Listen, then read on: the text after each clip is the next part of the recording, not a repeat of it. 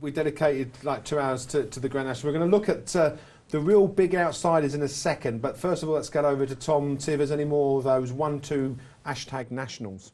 Yeah, a couple of the old hashtag national 1-2s coming in. You've still obviously got time to enter. Keep entering throughout the show and you get those read out. We've got Sean Jones, whose Twitter handle is @Juggy4444. Quite like that. He goes for long run and 777 too, quite high up in the market. Georgie, on the other hand, she's gone for, or is it a he? I think it's a she's gone for Burton Port and Big Shoe, the one that Michelle Canan tweeted about earlier. Billy Belfort simply tweets us in, and his fancy for the Grand National is Hawke's Point. Remember that competition, free to enter. Have a crack at that on our website, and it's back over to the panel to discuss those at massive, massive odds. Yeah, absolutely. And before we do that, obviously, it'd be worth mentioning, in fact, our star prize, and it has been on our website for about a week, and we'd like to thank Hawke's Point, especially down in St Ives in Cornwall. Fantastic prize this is. If Hawke's Point manages to get in the first four, and the more rain that comes, the better. This is a fabulous prize. This is a long weekend, any time from September till the end of the year. And there'll be, for two, at this luxurious 5-star apartments down in Cornwall. Lovely place and a lovely apartment. If you've seen the cushions there, they're fantastic way to relax. And you can get more information about that on the website, but really time is running out on that. Now, we are really seriously running out of time, so we're going to now, you know, people at home are going, where's the value? Where's the big ones?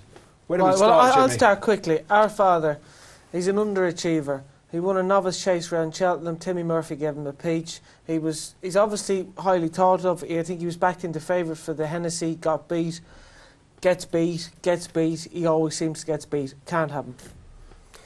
I'll take Quito de la Roque.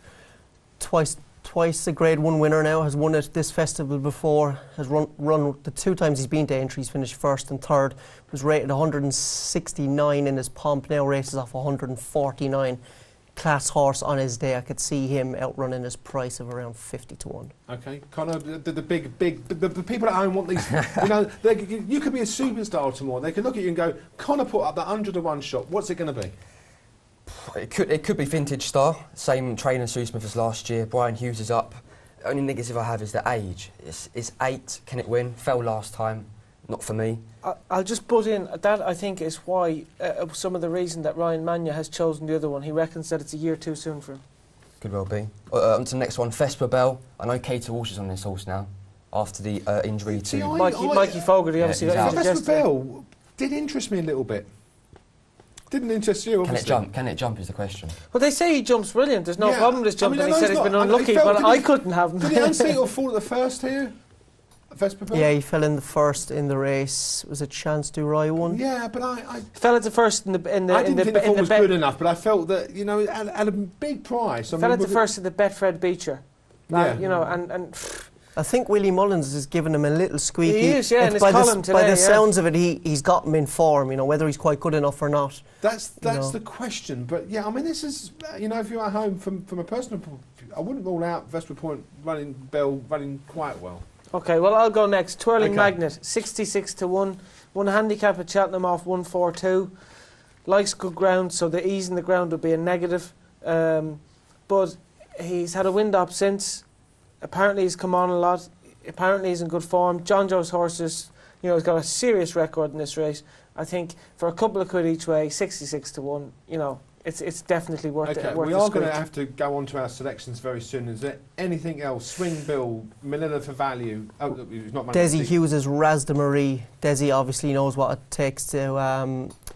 don't think he's won a national, but if you remember, Black Appalachia always ran cracker in this race every time he came over these fences. He's got Raz de Marie. It's a horse who stays very well. The rain will help, and he's at the right end of the handicap. First time as well, Blinkers, I think. Is it? Mountainous. Mountainous. It's won a Welsh national. When was the last time a Welsh national when I went on to win a Grand National? Earth Summit. Well, what year was that? Was that before? 1997 or 1998. I think it takes a mountie like. Tristan Davis trained. It's trained. Carl Llewellyn rode it. Yeah. Yeah, absolutely. Yeah. Go on, Swing you Bill go. down the Swing bottom, Bill. 13 years old. Is he the same as Tidal Bay at the top of the weight? No. I'm not sure. He's an old 13. He's great. He's old. He's gone great. I can see him running a big race for 30. I can see him finishing Swing Bill. Oh dear. I can see him finishing. Booker's Bridge, Henry de Bromhead, very, very unexposed. Finished third in the Bobby Joe, won by on his own. Did on his own win with Bobby Joe? The form of that race has worked out. He's beaten 17 lengths, but he's unexposed. He ticks all the boxes. His RPRs and his top speeds are all quite good. I'd like to see him run the big race at a big price. Okay, across the bay, one in Milan. Across the Bay ran a cracker in this, I think, last year or 2 years ago. Went off a little bit quick. I'm sure he will go well for a long, long way again, but can't see him getting home. Okay. I think that's almost all covered apart from one, which is Golden Way. Golden Way. Sure to stay, but not good enough. Okay, right, it's time for those all-important Grand National selections. We are going to be covering a little bit of the entry card in the last 15 minutes. We're going to be joined on the phone by Dave Chatler. I don't know where the time's gone, but these are Jimmy's selections for the Grand National. Is he going to be a hero? Hero to zero. Zero. Right, I've gone Tidal Bay, as I explained earlier. I think he's a class horse in the race. If he takes to it and jumps round, I think he's got a brilliant chance. The package, I think he's been aimed at this for a long time. Brilliant run at Aintree, at Cheltenham behind Hollywell and Mafiel, who've both won since. That was his first run after a year. Slight worry, will he bounce? He's an older horse. He may not so much as a younger horse. Burton Port, for obvious reasons we spoke about as well. He's got cheek pieces, tongue tie, he's had a wind up. Very good run last time on heavy ground. Rain would be a negative, but I think he's a live each way chance. And Twirling Magnet, as I just mentioned, he won a handicap off 142. He's off the same mark here today. Again, he's had a wind up, which helps. And I think he's got an outside chance at 66 to 1. Okay, well, you gave 4 there, and you managed to squeeze in sort of 10 selections in your top 5, which were not even those 4. No, I didn't. Balthazar King, I just left him out of that, and a couple of the others. Couple of the others. Okay, Declan, again, your chance to be a hero. These obviously be for years to come. Will be on YouTube, Declan. Well, so the pressure's we'll on. See. Well, that could be a bad thing as well, Absolutely. Right. The first selection for me is Burton Port. Classy horse in his day. As I said, he was second in an RSA chase, 4th in a Gold Cup, has tumbled down the weights with the trainer, and John Joe Neal knows how to get one ready for the big day, and himself a trainer who's obviously won the Grand National. T for 3 is the most solid horse in this lineup. Jumped around these fences last year, has a lower weight to carry, although he's higher in the handicap, comes here in the form of his life, can run well for Rebecca Curtis and Nick Schofield. Long Run is my third choice, quite simply the best horse in this race, has tumbled down the handicap, runs in a handicap for the first time for a long time. He's a Gold Cup winner, he's beaten horses like Denman, Cato, Star, run against the likes of Silviniaco, Conti, Q-Card, all these horses. Always felt he'd improve for an extreme test of stamina, and Sam Whaley-Cohen has no peers over these fences. And then won at a massive price, Shakalaka Boom Boom, won for Nicky Henderson. Has tumbled down the weights again, ran a cracker in this race 2 years ago behind Neptune Collage, 12 pounds lower in the weights, 12 pounds lower in the handicap, and has been trained for this race. Those are 4 of Declan's selections, and the fact that you work without the races, I hope the guys that work with you will look at those selections and go, well done. I would just say for people at home, go onto the At The Races website and go and have a look at what our predictor suggested, because 2 years ago our predictor suggested the first 3 home, and I think the TriCast paid about 40,000 to 1. So if you're having a couple of quid on, just have a look at that on the At The Races website. Absolutely, not only a good little plug, but if you do win 44,000, we'd like a little bit of a cut of that. You know where we are. Absolutely, Connor, your selections.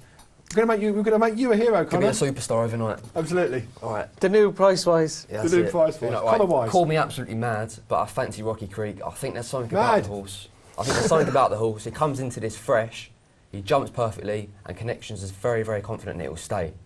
Right, my next one is Tidal Bay. If there's any horse that can smash all the trends out of the window, it's this horse. 13 years old, will absolutely love this marathon trip, will jump hopefully. You'll see him held up, he'll be coming through all the runners. If he's there at the second last, I think he's going to win. On to our next one, Burton Port. As Declan said, can't really add to that. If it matches his old form of a 4th in the Gold Cup 2012, it's going to be bang there. It couldn't be with a better owner. Trevor Hemmings, he knows how to get one. ready for the Grand National. He loves a national runner. Already had 2 winners previously, and I think this could be there as well. My last one is Big Shoe. I think Big Shoe could run a massive race. It's been primed for this all season. As I said last time out, Connection said that it was 80%, it wasn't 100%, and they reckon it's going to peak today. But my only reservation is that it would want softer ground. Okay. There it is. Absolutely. Well done, Connor. I'm just praying the rain hasn't got into the ground for Burton Port. Absolutely. Well, I hope that with one of my selections as well. Now, someone who's already made themselves a hero is Tom, because in the 130 they even named a horse after him. You'll see what I mean if you look at the Aintree 130. But let's go over Tom for his Grand National selections. Yeah, cheers, Pete. Splash of Ginge, of course, is running again today in the 130 at Aintree. But no, Tommy Tips are flying high at the moment. I can't promise you a national winner, but I'll give it a go. There's been some favouritism actually in the production team, because I did ask for Shakalaka Boom Boom as well, but you know, apparently they can't fit it on my strap there. So I've gone for the package. First time cheek pieces. Old Tom Skoo hasn't won a national, and I think he deserves one. He had a good spin round Cheltenham, and positive vibes really coming out the yard following that. So I want to have a go on the package. Second in, Burton Port, quite a popular one across the panel. I just think he's too classy, really, and he's got a big chance thrown in at the weights. Prince de Beauchesne, I just think he's a national type. You know, moving into these twilight years, you see the older horses wins, your 10 to 11-year-olds win it.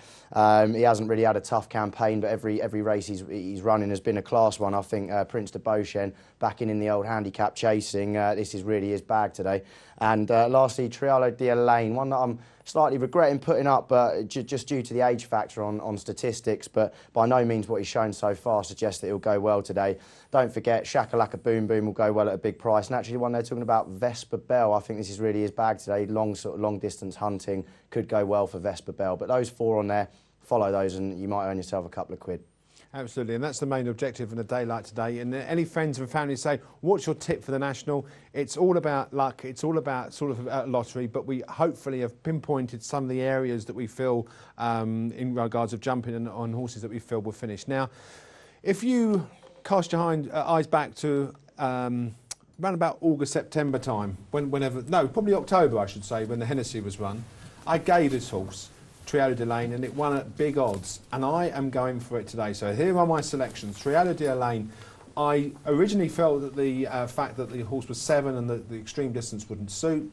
I do think that the fact that Barry Geraghty has stuck by this horse and made it clear that this was a future national winner, that this horse will run well today, will run well on the good ground. I'm just hoping that it does stay. I think out of the top end of the market, I think T for 3 is the most secure out of all the others when you think the likes of Long Run are up there around about the same price as Monbeg Dude. You know, certainly T for 3 for me ticks all the right boxes. Leon de Benet, ridden by Davy Russell. I've gone for a couple of Irish horses actually as the other options. I think the question mark about it staying, but I've got the sneaky feeling that it may well be set up. It's quite lightly raced as well this year. And Big Shoe, I take the point of the panel saying that the cross-country level is slightly below the level required to win a race of this nature. But I think the horse will stay, and I think you're assured of a good run. I don't suspect that the horse will, if it can avoid the trouble, it will finish out. And for a crazy long shot, and Tom had a Shakalaka Boom Boom. People call me crazy, but I think Humpball might run a good race as well. But anyway, those are our 4.